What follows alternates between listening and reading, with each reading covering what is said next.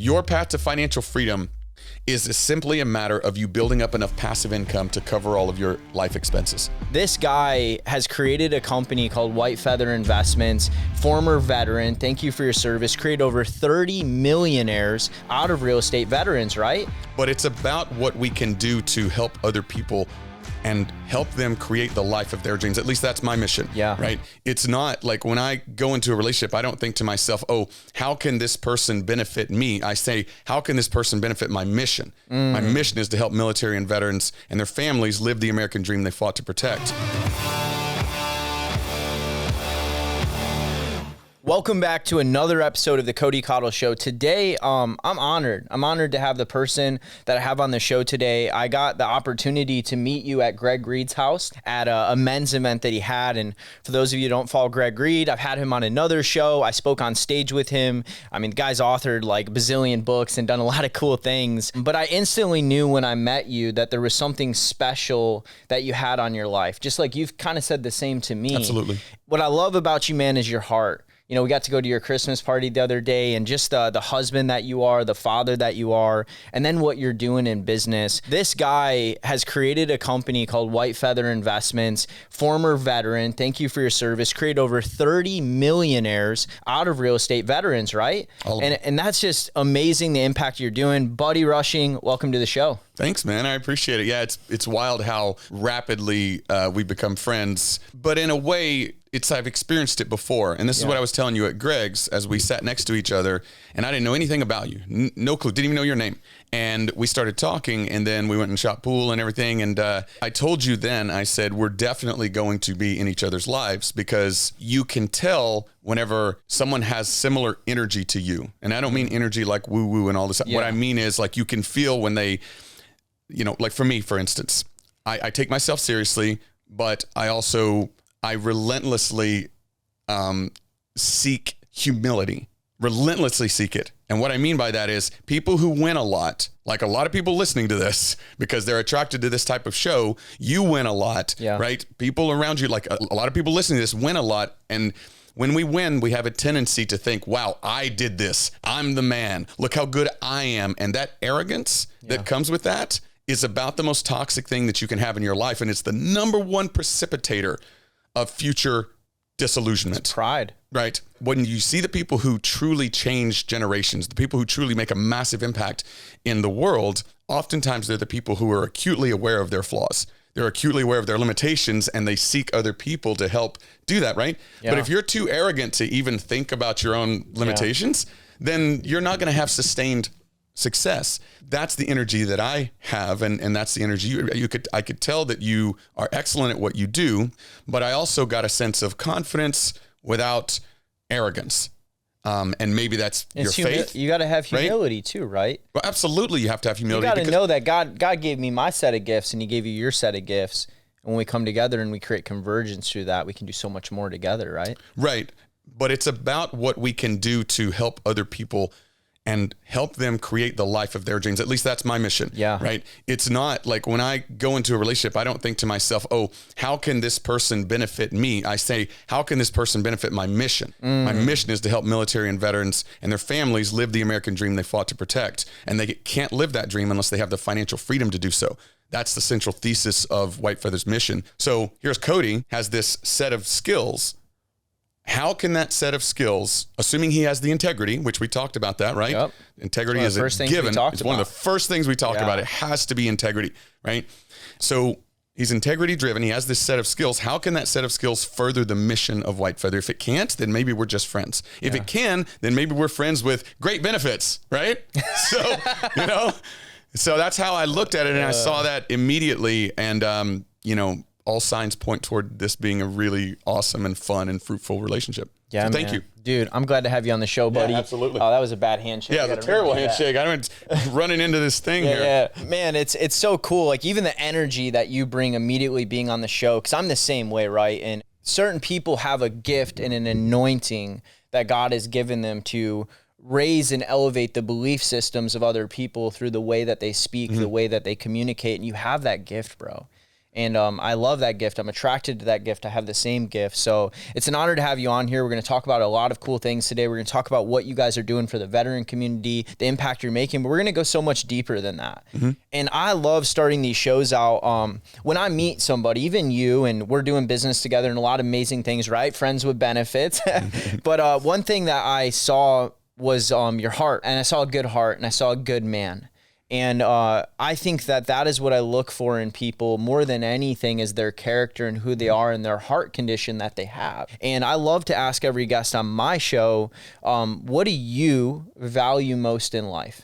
I would say, okay, so there's a couple of different dimensions to this. Like, what I value most in people is, first and foremost, are they the type of person who has a giving mindset, a giving heart? And what I mean by that is, look at Tony Robbins, for instance. Tony Robbins is, a multimillionaire. He's worth like $600 million. He has like 30, 40 different companies and so on.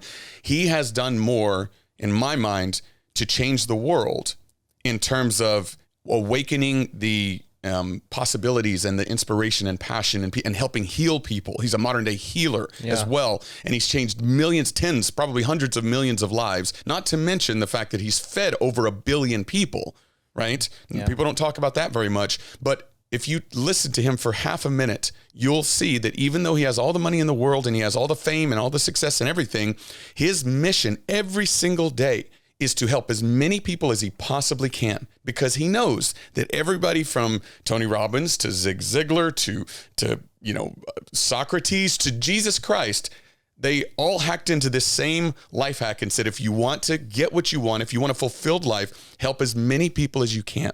Yeah. And that's a business model as well as a prescription for life. Yeah. And so, if you look at the business that we've created, the only way that we make money is by helping people. That's it.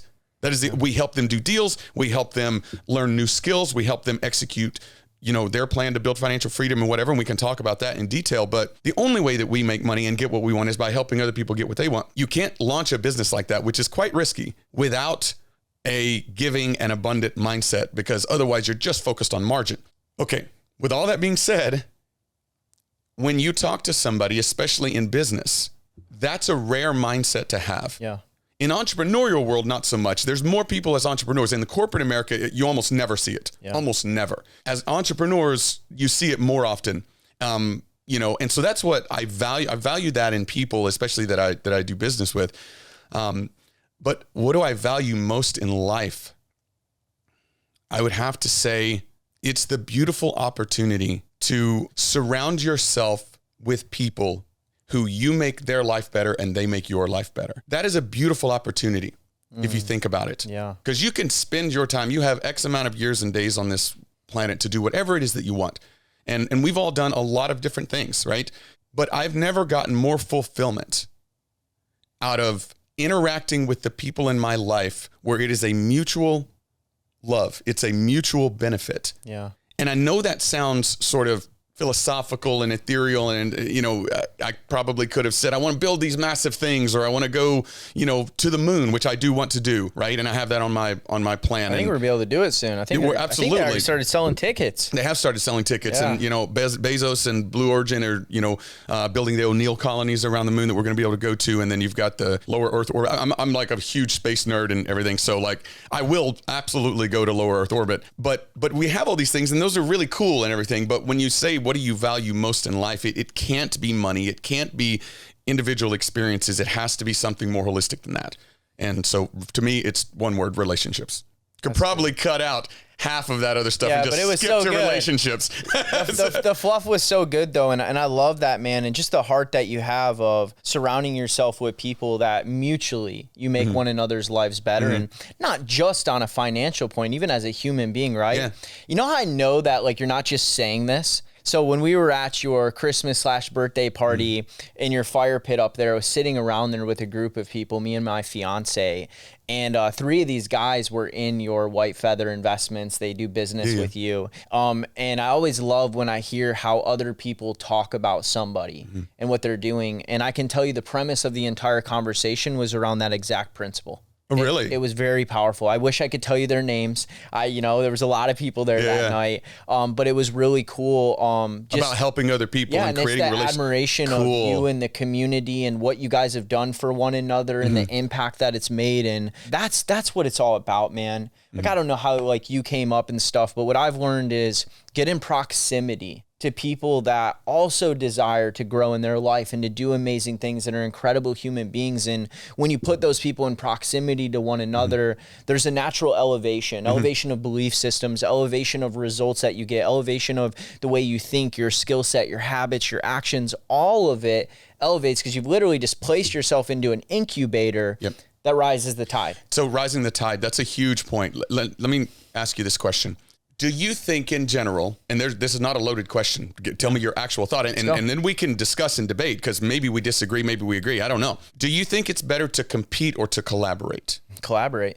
Okay. Well, so let's talk about this, right? Collaborate would be the first instinct because it's the harmonious gesture, right? So when we say compete, I immediately see friction, but friction's not bad because competition breeds innovation. I used to say that all the time. So when two people compete, you actually bring the best out of one another, right? Because if I'm competing, I'm going to run harder, faster, I'm going to train more, I'm going to try to perform better. So I think, is it possible to have an answer C and say, can we compete through collaboration? Yes, and really, the competition, so I agree 100%. The competition is not a bad thing. It's the purpose and the tone behind the competition. Is it toxic? Is it proving all my haters wrong? Which I know that works. And I don't mean to like be controversial here because I know a lot of people are like, just prove all your haters wrong, like stack that hate and the haters elevate and all that. Whatever you need to motivate you to do what you want to do in life, use it. I'm not saying, right? I do not use haters at all. To me, I don't even pay attention to them. Yeah. Right? I strip them of their power by not allowing them in my sphere. If somebody comes on and just trolls, their comment gets deleted or hidden or whatever, right? It's like if somebody, and no one ever does it in person. Yeah. You ever notice that? Keyboard Nobody warriors. ever does it in person, ever. I've never had a single person ever say anything truly negative to me in person, ever. And but I don't tend to get a lot of that vitriol anyway. I tend to not be controversial. Like I have a mission, and my mission is not to stoke controversy. It's to help a generation of military and veterans build financial freedom. That's non-controversial. Like you tell me somebody that is going to hate on that. The only person I can think of is anti-America. Anti-America people, right? Have to be that. Yeah. Exactly. And so I don't actually use that negativity to fuel. I think that competition, when it drives you, when it's healthy, when it drives you to excel, and one of us is going to win. Yeah. But at the end of the day, both of us won, even if I took home the title. If you and I race to something and you win, and it's like, okay, you get the props, right? And maybe I have to buy you drinks or whatever, right? You won that particular engagement, but because it's friendly competition and because it's meant to elevate both of us, we both win. In that competition. And we both ran faster. And we both ran harder, faster. Farther. And it's just human nature. We both ran faster. I'm in a competition right now. Actually, I want to talk about this because I was, I posted my first story. So I swam a mile yesterday. Did you do it in La Jolla, in the Cove? No way. That's my next step. I did it in the pool at 24 Hour Fitness. And so I swam a mile. First time I've ever swum anywhere close to that long. And, so what happened is I was in Vegas, and I have a friend named Tim O'Donnell. He's a world-class professional triathlete. He's actually the fastest American to ever run Kona, which is the top Ironman. Dang. His wife Rennie is actually even more accomplished than him. Tim O'Donnell and Rennie, you should look him up. She's won like 3 or 4 world championships. As in, she's the fastest. I'm scared to see what she looks like. Yeah. She's just this normal-looking person. She's just fast as crap. Dang. And so anyway, they're awesome people. He came into White Feather. He's a Naval Academy grad. So he went through the accelerator, and he's done all kinds of great things in real estate. Well, he was out there with a couple other triathlete buddies of his, and we did the Financial Freedom Summit. We were all drinking afterwards and everything, and they, I guess, got together and were like, we should have Buddy go do this. And so they came over there like, Buddy, we should go to Peru and do this half Ironman. And I was like, that's dumb. I'd never do that. And they were like, yeah, don't even worry about it. You can walk that. It's really, you could drink a beer while you're walking the half marathon. Nobody cares. And that's how they got me. So, but what they knew is that that's not what I do. Like, I will run, I will train, I will run as fast as I can. And so the next morning I was like, okay, I know we're supposed to do this thing in Peru. What is a half Ironman? And then I learned that it's, you know, it's like a mile swim. It's and then no joke. 56 miles bikes, 13-mile run all together, back to back. Oh yeah, you swim, bike, run. Dude, like, try one of those individually as just a normal person. It's really hard. Yeah. You know, and so the one in Peru didn't work out for various logistical reasons. So they're like, there's one in Oceanside. So we're doing the one in Oceanside in April. Yeah. And so what we decided to do was to use the competition for more than just that. We're actually going to raise $100,000 for TAPS, which is it's a program that helps the spouses and surviving family members whenever service members die or kill themselves. Wow. And so now you're going David Goggins on us. Oh, yeah? His story Is when that he first started, because he wanted to raise money for Marcus Luttrell. Oh, really? Okay. What happened, and he ran the San Diego one day. It's in his book. Oh, that's right. Yeah, that's where he like... he totally like jelly-legged and was like dying, basically, right? Yeah. Yeah, that dude's a savage. That's a savage. You're kind of stepping into that yourself. Yeah. Well, so we have somebody in the community who, unfortunately, it's such a tragic story, but they were doing so well, such a great success story out of nothing. And then, you know, he took his own life, and that was last year. And, you know, 3 little boys, and, you know, the community surrounded her, the White Feather and Veterans for Financial Freedom community surrounded her. But TAPS was huge. TAPS stepped in and just did a ton of support for her. And so we fell in love with the organization. So I'm going to be posting a lot about it. But so to the point of competition, we are competing. He's an Air Force guy. I'm a Marine, right? And so we've created this page that's like, let's see who's better, Air Force or Marines, right? Wow, you guys have a page and everything. Yeah, we have a page and everything. And, you know, I mean, he's going to find out the hard way that Marines are significantly superior to Air Force people. But at the end of the day, he's going to run faster. I'm going to run faster. And TAPS is going to get 100,000. So that's directly to the point you just said. Yeah. It's collaboration and competition, right? It was a great answer. That's amazing, man. Like, and the fact that it's funny that I love the type of people I bring in this studio are typically, we have something in common, and there's something inside of us. There's a drive that we're obsessed with. The average person would have woke up the next day and be like, yeah, I didn't mean it. Yeah. You know what I mean? But you're like, no, not only am I going to do it, I'm going to train for it, and I'm going to beat this guy who runs these things. Yeah, and he does run these things, by the way. This so the guy Justin. So so let me be clear. I'm not running against the professional. Oh, so you're not. That's no. That guy. So let me just tell you why I would never. You're smarter than that. So he swims super fast, however long it takes. He bikes super fast, got it. After he does all that, and he runs full Ironman. So, I mean, there's a marathon at the end of the biking and the swimming. Yeah, because the full is 26 point whatever miles. His marathon per mile pace is around 5 minutes and 10 seconds after he swims 2 miles, he bikes over 100 miles, then he averages a 5 minute and change per mile pace on a marathon. This guy is a superhuman. So no, I'm not going to be racing against Tim O'Donnell. Okay. So let's get that out there right now. I'm racing against Justin Lotby, who's a guy that actually, if you go on my YouTube channel, you'll see an interview that I did with him at the Pineda Studios. Okay. This is the guy that came into the accelerator, with not a whole lot of money, no experience in real estate, and he took what he learned in there and structured a deal where he negotiated $2 million off a brand new 11 property portfolio in Florida. Wow. And then I worked with him to wholesale it and created around $600,000 in 2 months, and he and I split it. The one you talked to me recently? That's crazy. Yeah, he is a savage. But he runs Ironman competitions and stuff like that, so he was the one that came up with the idea. I'll go swim a mile with you. Okay. In the cove. Okay. I've done it once already, so I know I won't die. Yeah. It's a long doable. swim. I mean, it's actually way harder to run 13 miles for me than it is to swim a mile. The running's the hardest. I'm a biker. I mountain bike and stuff. Okay. I could bike 56 miles. I could do that. I could swim a mile. Yeah. It's the run after those two that I would struggle with. It's real hard. I'm just going to tell you right now, it's really hard. The most I've ever ran is 12 miles. I don't even think I've ever run 13 miles at once. I've never run more than 6. Really? What are you up to right now? 6. I ran like 6.2 or something the other day. So in the Marine Corps, you run what's called a physical fitness test. And it's, you pull-ups and sit-ups and a 3-mile run. And so, at my height, I was running a 3-miler in 1840, something like that, which is for a normal human, not Tim. For a normal human, that's really fast. And now I'm nowhere near that, of course, because I've been out of the Marine Corps for a few years. And It's a challenge. It is a very real but what challenge. That's going to do for you mentally, dude, is like, that's like we talked about, right? That collaboration, the competition. It's now going to I can feel it right now, by the way.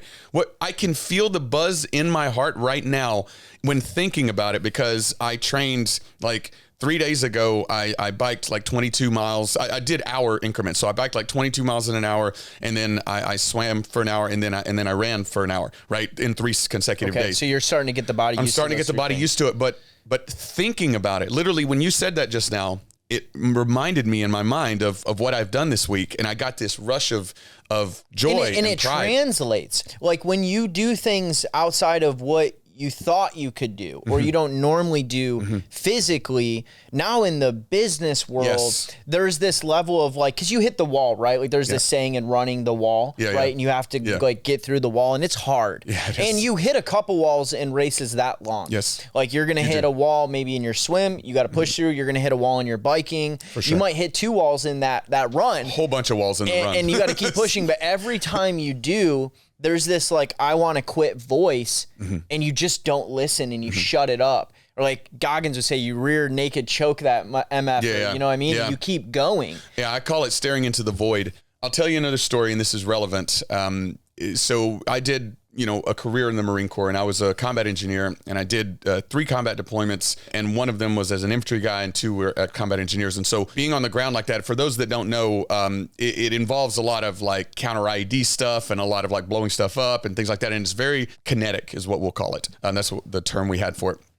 And so, pretty way to put it. It's exactly. That's Marines tend to create stale words to describe horrific things, and so you're able to talk about them.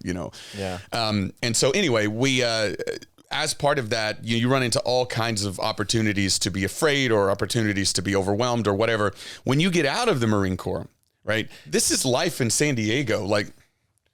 Right. There's no real adversity here. Not real adversity. No one's shooting at me. Right. No one's like, by and large. Yeah. And so, it had been a couple of years since I had gotten out, and my friends, both of whom, by the way, are 30, not 42. Right. This was a few years ago. They reached out to me and said, hey, we were going to do this adventure race, which is really innocuous name, right? It sounds fun. Adventure race. Right. We're going to do this adventure race. And our buddy tore his ACL.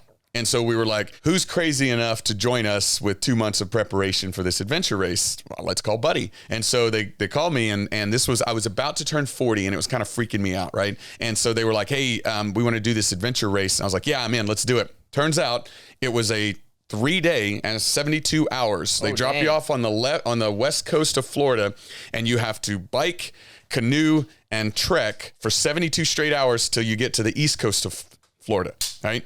And you average about an hour or 2 sleep a night. And it was quite honestly the most brutal and physically challenging things I've ever done inside or outside of the Marine Corps. It was the most physically challenging thing I've ever done. But I set up that whole thing to tell you this. The reason I did it was because I knew that at some point on that race, I would be forced to stare into the void and see what's there. Right? I'd seen it many times before in Afghanistan and various things. And what I saw in there was a beast that I could rely on. Right.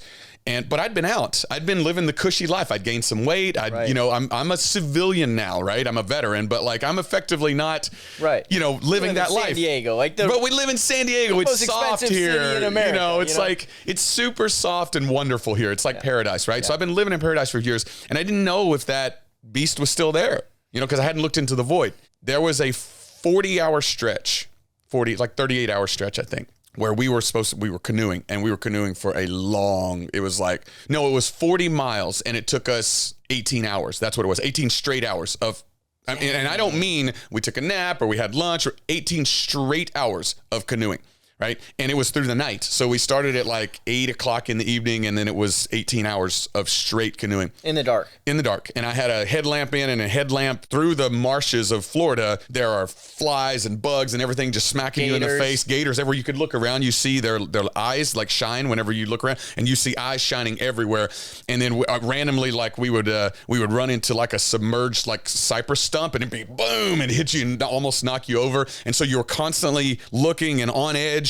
At the same time, super fatigued. At the same time, this was in day 2. We'd only slept 2 hours in the past like 48. And so at about hour 13 or 14, we full-fledged it was staring straight into the void because you're pure exhaustion. You have the opportunity to quit. You can quit and they'll call a helicopter and come get you. You can quit. So that's one of the problems, is that failure is an option. Right. And so it's way simpler if you don't have the option. If you're in combat and the other option is to die, you're like, okay, I'll push through this. It's an easy decision. Yeah. When you're not going to die, it's a hard decision. You're like, why am I doing this? Right. And I will tell you, the moral of this entire rambling 10-minute story is that I promise you, if you really want to know who you are and you want to really embrace and feel alive, you have to stare into the void and see what's there. Wow. And what you'll find, I suspect, especially for someone like you, what you'll find is you'll find a beast that'll carry you through any dark times. Yeah. That's why I said yes to the triathlon. That's crazy. And I think as a man is always on a conquest to answer a question of, am I a man? Sure. What does it mean to be 100%, a man? Especially now. Yeah, and especially with how comfortable the world's going to be. And there's something about going to that place, and you almost need to answer that for yourself. And I think when you push yourself that far and you look into the void and you see that, a man needs to know he's dangerous, right? Jordan Peterson talks about this. I love that. Yeah. Like, I need to know that I am capable of being dangerous, protecting my family, my family, providing for my family, killing if I like. There is something in me that needs to know I'm a warrior. Yep. And then I need to have restraint. Yes. And I need to have discipline. Yes. And I need to hold my frame in those scenarios and know when to let that beast out. But when you start questioning, is it even there? Yes. Or maybe you've never even confronted it. Yes. There are men today that have never felt what you felt. Tons of them. More than not. More than not. Most, yeah. And that eats away as a man. Like, we need to know that. So I love that. Who's it? Jesse Itzler runs. He does. It's called it's a mahogany, or there's something it's called. It's comes back from a tradition. It starts with an M. I wish I could remember it, but it's doing one extremely hard thing every year. Oh, I know what you're talking about. Yeah, I've got buddies of mine that subscribe to that. So that's like actually the two guys that invited me to the adventure race. They both do that. They're like, let's do one really hard thing per year. So that's like, and I have a friend Justin Mena. He does this, and we did one. We did a thing on Catalina. There was a storm coming in. It was like a year or two ago. We jet skied 30 miles across open water to Catalina Island. We went to the northern part of it. We were not supposed to camp. We were breaking some rules. Sorry, Catalina. And we trekked and we camped with no food, nothing. We fasted the entire time for several days while a storm hit us. And we had That sounds awesome. Yeah. Dude, we rented these jet skis from this guy. We anchored them, but the waves were so big, they were 8 foot. They took our jet skis out. One of them got bashed into the rocks and broken. We had to recover it. The other one got beat up. Long story short, we ended up paying about 10 grand in jet ski repairs, but it was worth it, bro. Worth it. But it pushed me as a man. I had to confront that. And even with my two buddies, the trip was so hard. We were relying on one another. We didn't realize how. Yeah. You rarely do. I did not. I had no clue just how difficult that adventure race would be. So a lot of times, whenever you put yourself in this situation, it's that realization that, whoa, I'm in over. Let's be honest, I'm in over my head. You're like, why did I ever do this? I'm in over my head. Yeah. So we hit that, and we had this. We were trapped on this island at one point. Like, the nearest place was like, we didn't even know where we're at. Wow. Like, we didn't have food. We hadn't eaten in several days, and there was friction between us three and arguing, and we had to come face to face with that and bond together and say, no, we have to lean on one another to survive. Yeah, we don't know where these jet skis are. That's they were gone. Wild, the storm dude. took it out. And, good for you. And so that was the last time I feel that I felt that. But that was like a year and a half, 2 years ago. And it's interesting as you say this. It's like, how can I create that once a year? There's a reason. This was a tradition in I can't remember where it stems from, but it's a tradition as a man that you have to do it once a year. I mean, and they're talking like, usually it's like hike Mount Everest or like go do something. Jesse Itzler biked across America with his friends. And dude, here's a guy who's, I don't know, he's got to be in his late like 50s. He owns the Atlanta Hawks and this and that. He's an entrepreneur, but he literally biked across America to San Diego with his best friends. And I think that's what you're essentially doing, bro, is in the 4th month of this year, you're going to come face to face with that. It does something for us. Yeah, it does. And it's, I keep referencing Tony Robbins because I think that he's someone that just has so much wisdom to offer, and by example as well. But he talks about how when you set your sight on something that is going to be difficult, or it's going to be fun or pleasurable, or a big goal, the anticipation, the way our brain works and our neurochemistry works, is that the anticipation of that event is as pleasurable, if not more pleasurable, than the actual event itself, right? And so you're getting married here in about a week and a half, right? Dude, I get married in, you're right, 10 days. 10 days. So 10 days. So definitely for you, but way more for her is my guess. The anticipation of the day has fueled her for weeks, months, however long you guys have been engaged. She's thought about it thousands and thousands of times and gotten little dopamine hits, little joy bombs every time she's thought about it, even when she's stressed. It's a joyous kind of stress. The day of will likely be very stressful, and when she looks back on it, if she's really being honest, she'll probably say that the pleasure leading up to it was greater because that's how we're wired as humans. And so when you here's something that I'll challenge you. Before you get married, put something on the calendar for this year that is going to challenge you in an extreme way. Yeah. Right? And when you put it on the calendar, especially if you pay for it, and it's there. And if you have someone else involved. You have to have someone else involved. Because then you're not going to back down. You have to have someone else involved. But involve me. I'll do it with you. Okay. Whatever it is. So when you have it on there, then it creates this framework whereby you're more excited for each day. I'm more excited for each day because I know that I have to train for this. If I ran that stupid thing right now, I would crumble and fall because I'm just not ready. And so that creates a sense of motivation inside me that, you're right, does directly translate to business. I've been absolutely crushing it in business since I agreed to do this thing. Why? What's the difference? I'm more motivated than I was before. Yeah, and there's something in the brain, like you said, when you make that commitment, and even on a physiological level, serotonin, dopamine, this and that. There's also a dangerous side to this. On the flip side of this, talking about what we're going to do brings so much pleasure. Yeah. You know what I mean? Yes, I know exactly what you mean. Some people love to talk about what they're going to do that they don't actually get around to doing it because they get so much dopamine just from talking about it. So even more to that point, that is a massive point, even more to it, in the world of social media, your brain cannot tell the difference in the congratulations you get for stating a goal and the congratulations you get for accomplishing a goal. Grinding this year. I've got massive goals. I'm going to make $100,000 a month this year. All my friends come on and say, that's awesome, buddy. That's amazing. That's amazing. 200 likes, 30 comments. You're going to get massive. Any type of goal setting, whatever, you're going to get tons of engagement because everybody wants to be a part of something exciting, and there's nothing nefarious about it. But what happens is your brain, you're just like, whoa, this was a rush. This was awesome.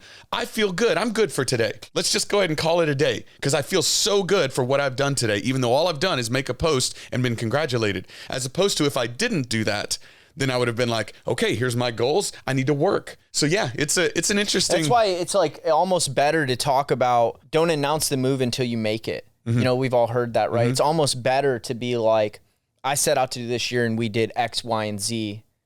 You know, like it's almost better to say after you've done the thing versus before. So what I found is you want accountability. You just don't want to have the inverse effect we just talked about. So you just have to be careful of that, right? So I would say, because there's a level of telling thousands of people you're going to do something to being like, I better do that, or if those people will hold you accountable. So this is what it comes down to. It's far more powerful, and this is what I've discovered. It's far more powerful to tell your goals to somebody who you will be wildly disappointed in yourself if you don't accomplish those because you respect them and they will be disappointed in you. There's got to be someone in proximity. There's got to be someone in proximity that will hold you accountable, that you admire them and respect their opinion so much it'll hurt if you let them down. Yeah. That's accountability. And then when it comes to like, you know, I don't know, if you're trying to acknowledge and post your goals so that you inspire people, then that's awesome. No problem.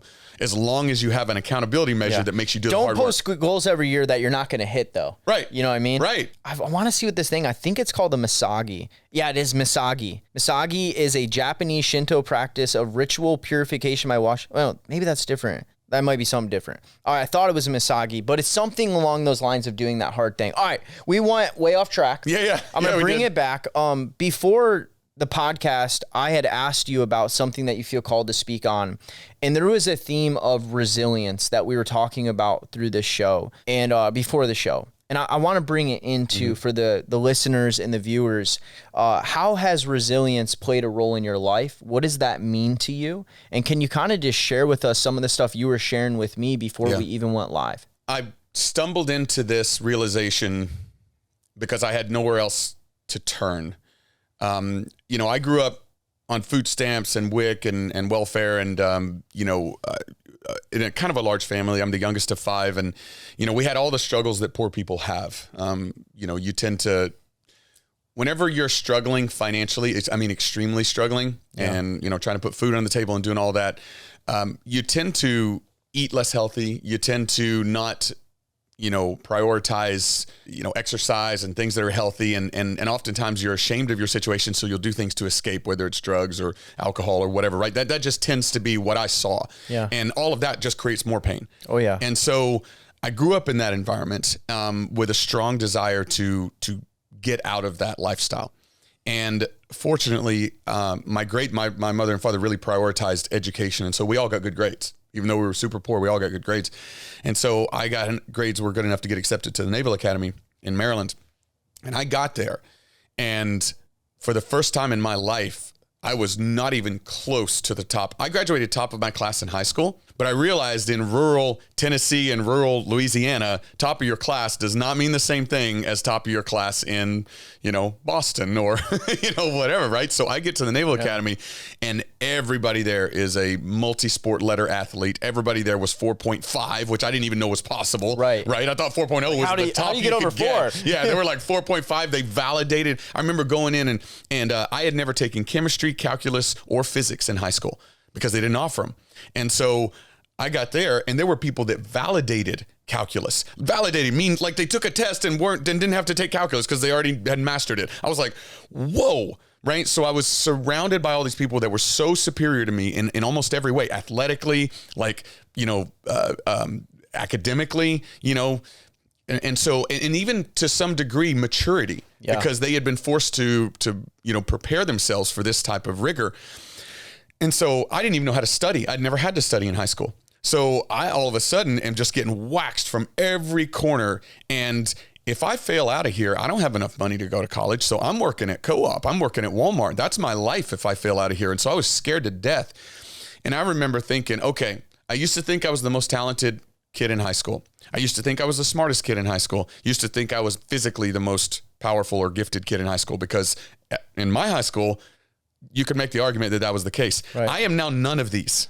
Not even close. It's not even an argument. People aren't competing with me because I can't compete with them.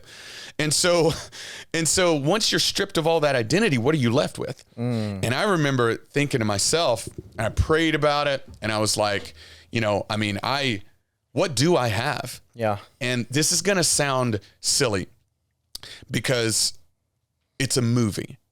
But I remember watching Rocky. Come on.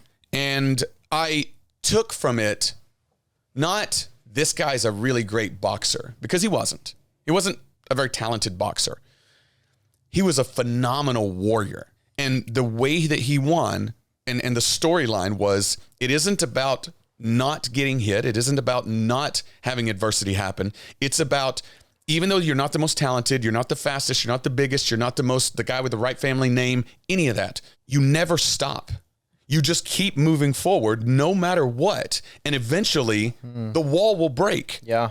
And I'm completely covered in chills right now because I remember this was 20 plus years ago, bro, when I was back against the wall and nothing but poverty if I failed out of the academy. I remember thinking, like, as long as my heart is still beating, I will not quit.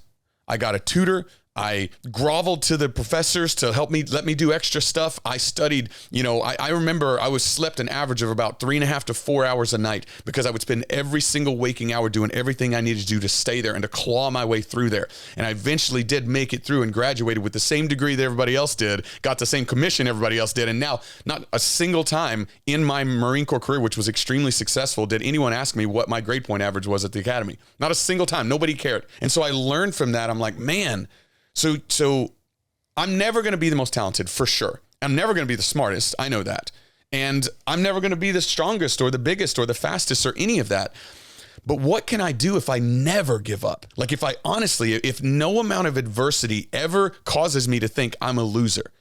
And I didn't learn until way later. That was really a bullheaded kind of way to just plow through stuff. And I didn't learn until later. And I learned from a lot of really amazing businessmen that were mentors to me to take it a step further. And the way I look at resilience now, it's not about just keeping your head down and bowling through stuff. It's about taking everything that happens that you would consider adversity or you would consider an outcome that was not desirable. Yeah. And there are lessons, there are solid gold nuggets of lessons in there about what you could have done better, skills you can develop, different ways that you can approach things. And what happens is I have this framework now where there are only two possible acceptable outcomes when I engage in something like what we're doing together. I either win and we hit our metrics, or I learn. Yeah. That's it. I win or I learn. And what I mean by that is it's not that I don't say, oh, there's no option for failure. Yeah, I failed there were probably 3 major initiatives last year that I tried and failed completely. But do you know what I got out of those? I got tons of lessons that eventually led me to what I have now, which is a stellar team. Yeah, and you got wisdom. And I ask the right questions now. And I learned from all of those. So instead of looking back at those saying, man, I really shouldn't have done that. I lost $54,000 on that. That was a terrible idea. Instead, I say, I invested $54,000 into this. If I do not get a $54,000 lesson, then I'm wasting my time. And it flips it and allows you to get out of the pit of sorrow and misery that we get ourselves into whenever we think, oh, I'm a loser, I'm a failure. Yeah. That's what resilience is. Resilience is accepting humbly the victories and understanding that it's God's will that you've victored, not your own. It's the people that you put in place. It's the people that he put in place. That's why you succeed. Accept it humbly, be gracious for it, and then move on, right? And then when you fail, don't move past that failure without extracting the lesson. And that's what I think resilience. And I think that's the number one key to success in life. Yeah. And I think that's the best I've ever heard someone speak about resilience, because we hear it all the time. And you just gave me a seed of something. So I remember I was reflecting on doing this podcast last year, and I was reflecting on everyone that sat where you sit. And I started asking myself, what do all of them have in common? Mm-hmm. And what I came up with, but you've changed it a little, was they all believe in themselves and they believe in what they're doing. And that is true. Mm-hmm. Sure. But they also have true resilience to go the distance. When you believe in yourself, you believe in what you're doing, you believe in your mission, as you'd say, military guy, right? And you have the resilience to never give up. Dude, I don't think there's a force in this world that can stop you. No, I completely agree with that. And it still applies because there are things that I'm doing literally right now that are not working. There are things that I've done every single year that I've been doing this that don't work. And I remember laughing as I talked to my business partners a few months ago and saying, like, guys, like you really need to understand something. I am going to do this. Like, this will be successful. Now, if it's not successful in the way that we're trying to do it right now, okay, let's take the lessons and pivot and move. Right. If it's because they're kind of younger and they were like really, hard on themselves for a couple of things that they'd done. And I was like, I definitely take the lessons from it, but don't be hard on yourself. Like, don't get down on yourself, because that's lower energy. It's negative energy. You don't just understand, we will accomplish this. It will happen. As long as my heart is still beating, I will advance the mission of White Feather until it reaches 16.5 million veterans in America. Though, that mentality of it's not a matter of if I'll succeed, it's only a matter of when. Like, we will do this. That's it right there. Yeah. That's the thing that when I meet somebody and they have that level of conviction, I'm like, you have it. Mm-hmm. Yeah. Ain't nobody standing in the way of you getting. Right. Gary Vee said it really well. Like, he would talk about this and he would like say it so just nonchalantly. He's like, dude, I know where I'm going. Mm-hmm. I know what I'm going to do. So there's nothing that happens in the process of getting there that's ever going to take me off my game. Yeah. Like, he's so convicted that I will win. He's so convicted he's going to buy the New York Jets. He's going to buy the New York Jets because he just is so convicted that I will do that. And I think that that's the level of conviction that we have to have. But then you talked about how the younger guys, when things didn't go the right way, you've been through a little more life, a little more resilience, So you kind of know like, hey man, learn from it, but don't let that be weight on your shoulders you don't need to carry. Move on. That's a valuable lesson. A lot of people, and when you're new, dude, to chasing your dreams, to building a business, it's hard. And you fail. Yeah. Oh man. It's crushing. It's like I was talking about the young guys that earlier that had the crypto stolen from them, right? That's the kind of thing that can knock you out emotionally if you allow it to. And it's tough. You know, one of the things that I remember some guys I was working with earlier that were saying is we should do it this way because it'll allow us to save face, right? And I remember telling them, I understand what you're saying, and I've been there, and I want people to like me. I want people to think I know what I'm doing, and I understand all of that. So this isn't me just not giving value to our own desire as humans. And what they meant by saving face is I want to protect my reputation, and our reputations are important. My reputation is important to me too. But if your mission is big enough and important enough, it transcends you. Which means that your face and the saving of it cannot get in the way of the mission. So if it takes you saying, hey guys, I screwed this up. And your face is, I don't even know where that saying comes from, but let's say your face is not saved. Okay, right? Yeah. The mission. And whenever you focus on a mission that's greater than you, and this is one of the things I've been so proud of that White Feather has been able to do to some degree, is there are 600 people inside the core community now, and they would tell you, I am a member of this community, not I'm a member of Buddy's community, or hey, Buddy's my teacher, or whatever, right? And they all give respect, and respect is a currency, especially within the military, but it's their community. It's the mission, the conquest that you created. And they go and they build their own businesses and they move it forward because they're all a part of the same mission that I'm a part of, which is to empower our nation's heroes and allow them to live the American dream they fought to protect. Come on. Right? So who can't get behind that? And some of the most patriotic Americans are people that have never served. It's not a prerequisite to being a patriot, right? And so we really are all in this together. Yeah. Cannot all of America get behind a mission to empower the people who sacrifice and serve to protect this American dream? Can we not all get behind a dream of helping them actually just get to live it? Yeah. Just live it however they see fit, but have the finances to be able to do it. Come on. Who can't get behind that mission? And I can tell you, I was going to say something earlier. You were like, when you have that drive and that mission and the tenacity and the resilience, nothing can stop you. And I was tempted to say death is the only thing that can stop you. But I'm glad we got to this point, because think about it. If enough people take up the mantle of your mission, even if you die, death can't stop it. Can't stop it. You started, right? It's like a snowball. It's so big that even if you stop pushing it, that thing's still rolling. So that's true mission. You've actually created something bigger than yourself. That's so good, man. All right, this is a perfect segue into what you guys are doing and that mission. Oh yeah, right. So we haven't even talked about it for an hour. People are like, people are like right now, like, I want to be a part of this mission, but they have no idea the depth of what you do. So take us through what you've created with White Feather Investments, Veterans for Financial Freedom. So you've shared the mission of this. How are you doing the mission? Mm-hmm. Basically, real estate is the vehicle. It's the primary vehicle. And I picked real estate because it's the number one vehicle that's helped normal people become generationally wealthy. Yep. And military people, I don't think anybody can argue with that. No one can argue with that. And also it's, most military and veterans, they're normal people, right? They're not to the manor born, right? So what we do is we help educate and empower, right? Those two specific are the pillars, right? Educate is, we teach them all the different strategies. We teach them, everything from VA house hacking to building businesses, tax and legal, personal finance, pretty much anything you can think about education-wise that it takes to build generational wealth, we teach. The empower piece is when I went through my education course, I went through all the education courses a while back. When I went through, what I saw was the number one component to why most people didn't succeed is they didn't take enough action.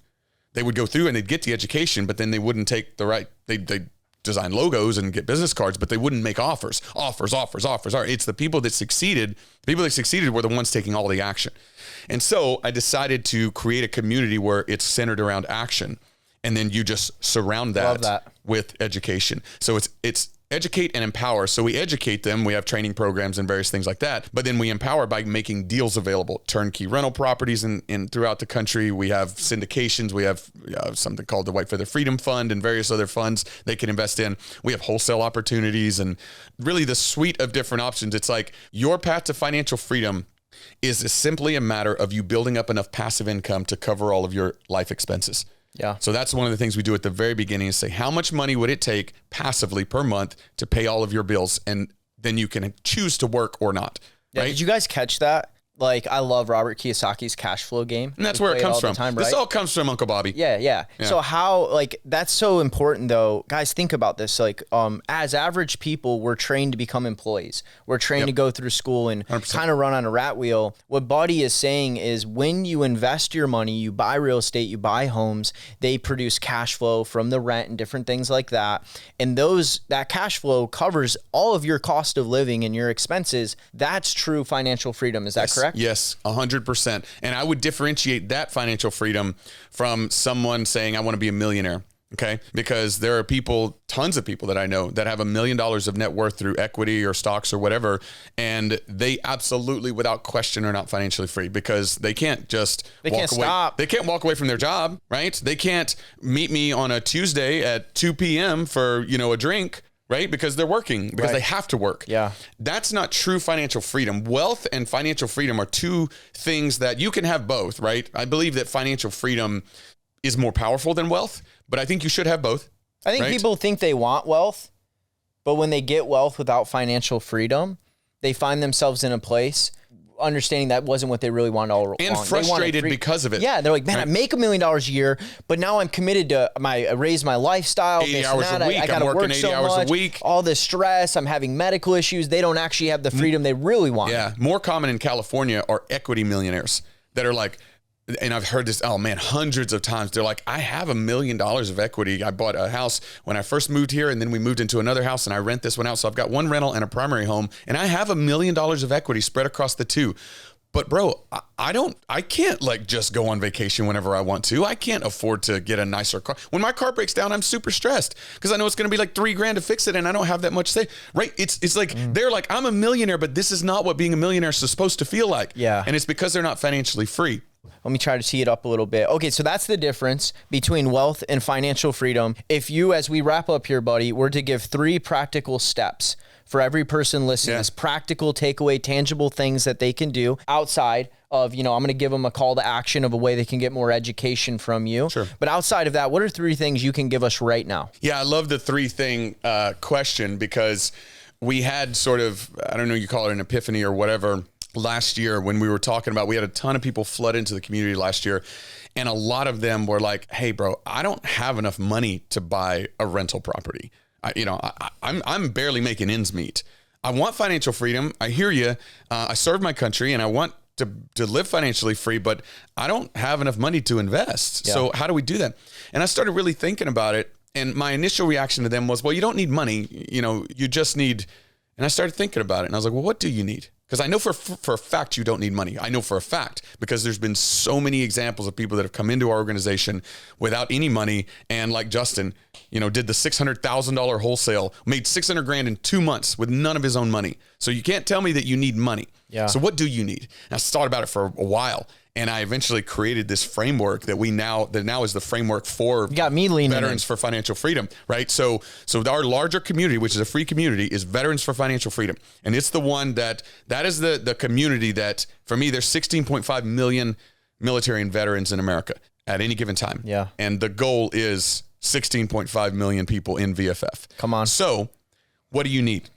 You need knowledge, you need network, and you need to take action, right? Knowledge, meaning there are tons and tons of ways to make money without using any of your own money, right? You can do wholesaling. You can do, there's a way that you use Turo and Aura, by the way, a Turo Aura combination where you literally can lease a car and not have any payments for the first month and then put it on Turo and use the Turo income to make the lease payments. And then you've got a free car and then you can grow that into a potential fleet. I know people that are doing it right now. Come on. You can do, I'm not going to go into it, but there's a ton of different ways. You can VA house hack. You can use your VA loan to buy a house with 0 down, and then you can move people into the other rooms, other soldiers, Marines, whatever, into the other rooms, use their money to pay the mortgage. I know a guy who bought a house at Fort Bragg. It was a 3-bedroom, 2-bath. He lived in one bedroom, rented the other 2 out. Because the way mortgages work, you don't have to pay your first mortgage until the second month. He got the rent payment from them before his mortgage, has never paid $1 of down payment or mortgage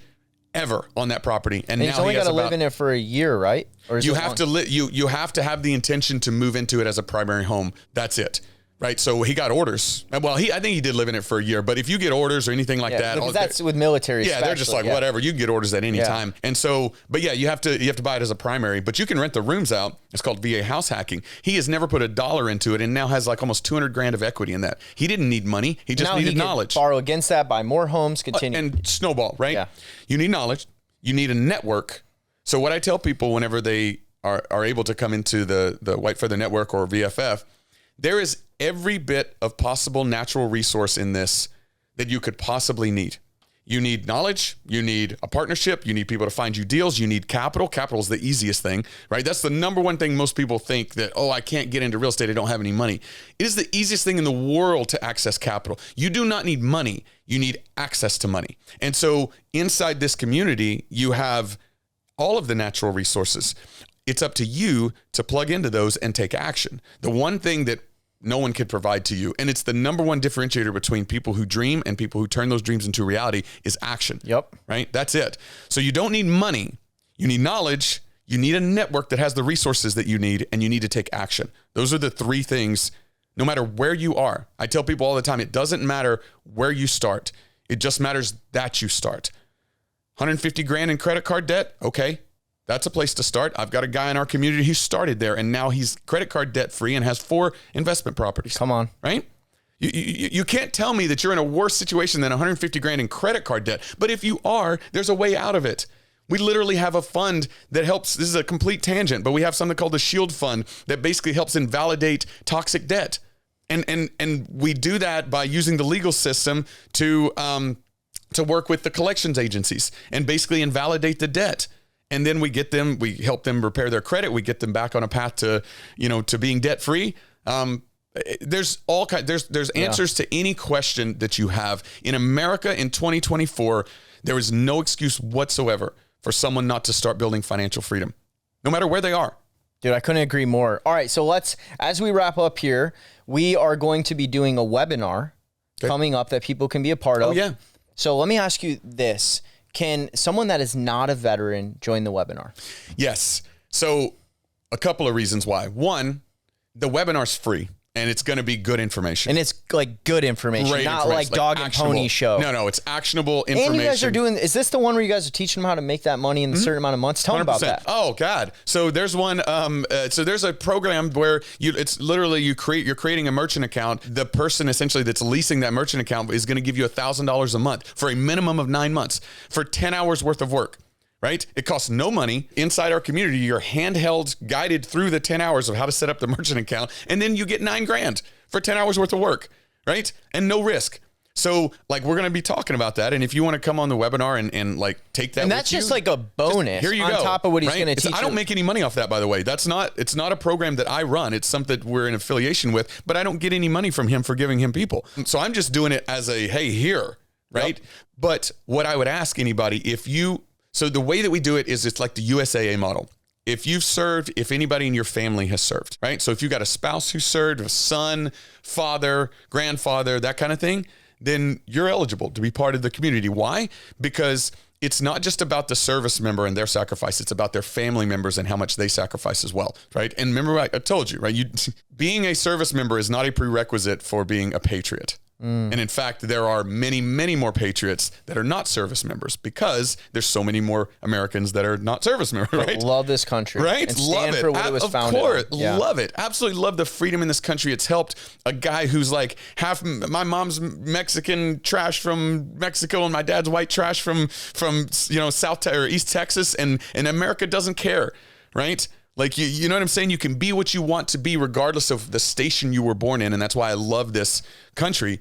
But anyway, so anybody that, is a service member or their family member has served. But even if none of that applies to you, if you know somebody who has served and who could use this information, bring them on. Yeah. So I'm going to tell them where to go. So this is coming up. When's the next one that you're going to be doing? We picked a date. It's in February. Early February. Yeah. So early February, he's going to be doing another one. It's completely free.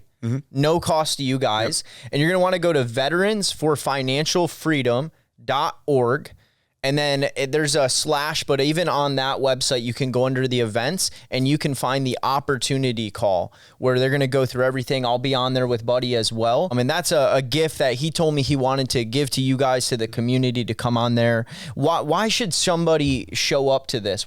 How long is it? They're usually an hour. Okay. So it's like 30 minutes, maybe 40 minutes of presenting, some type of opportunity. Typically, we will bring some type of expert in that presents an opportunity. Those opportunities that we present on those calls are meant to, for people to be able to take them and make extra money in their life without needing money. Yeah. That's the whole framework, is like it takes the excuse of I need money out the window, right? So what we do is we have these calls and we literally look for opportunities to teach you things you can do to build income without needing any money, right? Yeah. That's the framework. So that's powerful. That's why they come on the call. 2, what do they have to lose? It's free, it's virtual, right? And the other thing is that I would say is on that veteransforfinancialfreedom.org, there's an opportunity down there to join the community. It's a free community. Okay. Right. So if they have served, if they do fit the So they criteria, go on the website, they can click. Yeah, they can scroll down. It says join now. There's going to be join now buttons. And they just fill out their name, email address, phone number, and like, how did you hear about us? That kind of thing. And basically you'll get invited to everything that we do. Wow. The in-person events, the master classes, the opportunity calls, everything. You'll get invited to it all. Come on. Well, guys, go over to veteransforfinancialfreedom.org.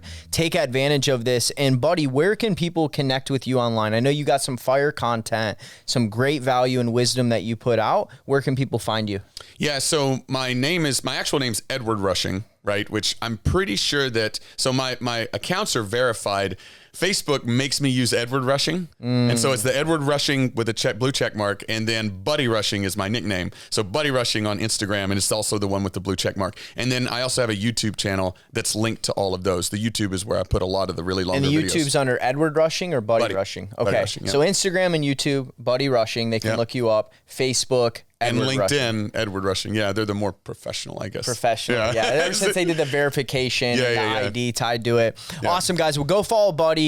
Amazing guy. And I just want to say, man, it's an honor to have you on the show and to see someone that has a conviction in the mission that you have. We'll definitely have you back in a year. We'll talk about the different things that you're doing. And I just know that God's going to bless what you're doing because your heart's in the right place. You're in alignment. He's aligning you with the right people. Grateful to have an opportunity to even get to help you guys with the mission and what you're doing.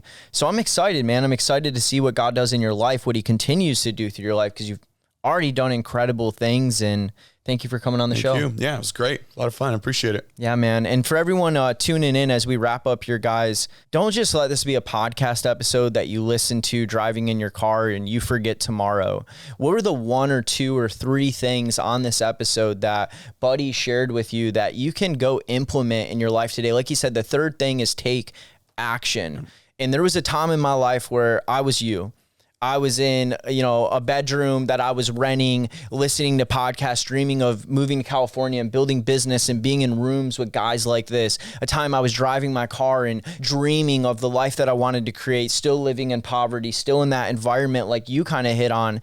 And it was listening to information like this and then taking action on what I listened to that got me out of that environment and began to change my life and got me in rooms with guys like this. And that's how you get in proximity. You begin to listen to the right content, implement. You join communities like Veterans for Financial Freedom and White Feather Investments. You invest in yourself. You pay for coaches. You pay for masterminds. That is what is going to change your life. Absolutely. Watching Netflix ain't going to change your life. Listening to that rap song that just dropped yesterday ain't going to change your life. It's content like this because these are people that are living it, that have done it, that are giving nuggets for free that we can go implement into our life. Even if we got to pay for the nugget, go implement it in your life. So that's just some encouragement for you guys today. Go make today great.